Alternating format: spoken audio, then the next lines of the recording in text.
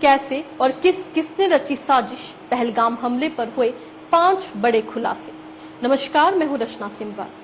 पहलगाम आतंकी हमले को लेकर देश में आक्रोश है। पाकिस्तान से बदले की मांग लगातार उठ रही है।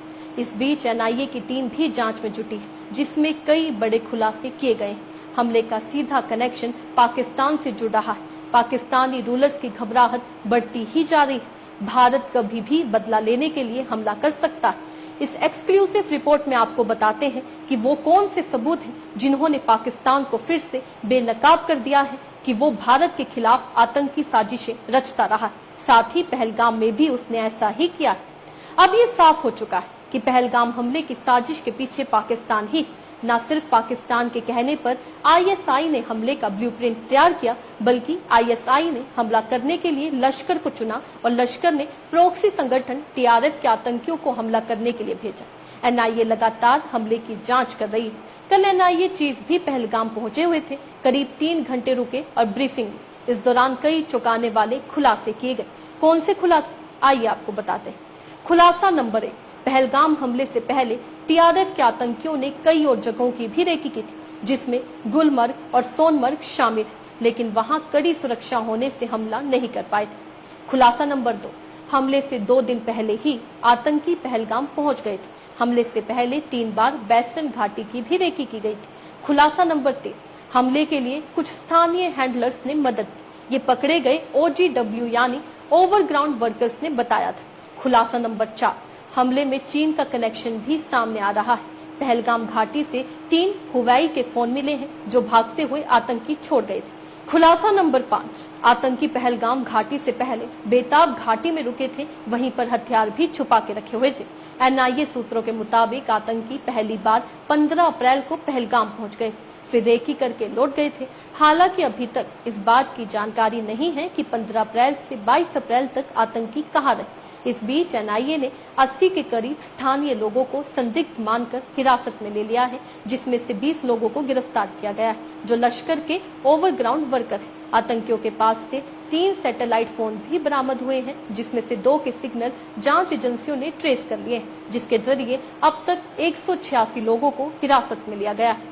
अब सवाल ये उठ रहा है कि हुवैई के चाइनीज फोन आतंकियों के पास कैसे पहुंचे, सिग्नल किस कंपनी से मुहैया कराए गए। हालांकि अभी तक ये साबित नहीं हो पाया है कि हमले में चीन शामिल है या नहीं, क्योंकि चाइनीज कंपनियों के मोबाइल एक्सपोर्ट भी कराए जा सकते हैं। इतना जरूर है कि चीन पाकिस्तान को सैन्य सहयोग जरूर करता है। कुछ दिन पहले खबर भी आई थी कि एलओसी पर बंकर बनाने में चीनी कंपनियों ने मदद की थी। इसके अलावा रडार सिस्टम लगाने में भी चीनी कंपनियों ने ही मदद की थी। इस बीच पाकिस्तान के मंसूबे और उसका आतंकी कनेक्शन सामने आ चुका है। एनआईए को कई सबूत मिले।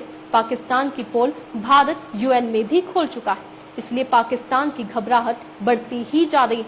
अब पाकिस्तान अमेरिका की शरण में पहुंचा है। शहबाज शरीफ ने अमेरिका के विदेश मंत्री मार्को से गिड़गिड़ाते हुए कहा है कि हम भारत में हुए आतंकवादी हमले की निंदा करते हैं। भारत इस हमले के बाद से गुस्से में है। ऐसे में भारत हमला कर सकता है। अमेरिका को भारत का गुस्सा शांत कराना चाहिए, जिससे दोनों देशों के बीच तनाव कम हो सके। मगर शहबाज शरीफ को अमेरिका से वैसा जवाब नहीं मिला जैसा वो चाह रहे थे। मार्को रूबियो ने कहा कि पाकिस्तान को आतंकियों को सजा दिलानी चाहिए, ऐसा करना पाकिस्तान की जिम्मेदारी। वहीं अब पाकिस्तान की बेचैनी की वजह भारत की युद्ध तैयारियां भी हैं और बलोच खैबर के अलावा पीओके में हो रहे विरोध प्रदर्शन भी।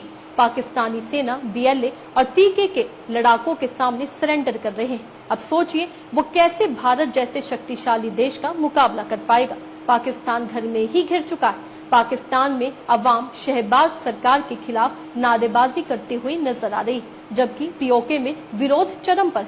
पाकिस्तान की घबराहट इसी से समझी जा सकती है कि आनन फानन में आधी रात को पाकिस्तान में नए राष्ट्रीय सुरक्षा सलाहकार की नियुक्ति की गई। पाकिस्तान ने आईएसआई चीफ लेफ्टिनेंट जनरल असीम मलिक को नया राष्ट्रीय सुरक्षा सलाहकार बनाया है, जबकि एनएसए का पद पिछले 3 साल से खाली पड़ा था।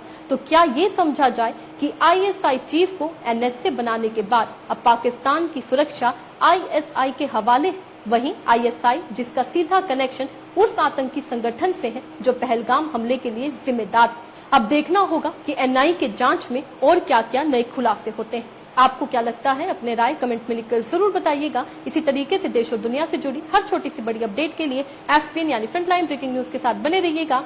धन्यवाद।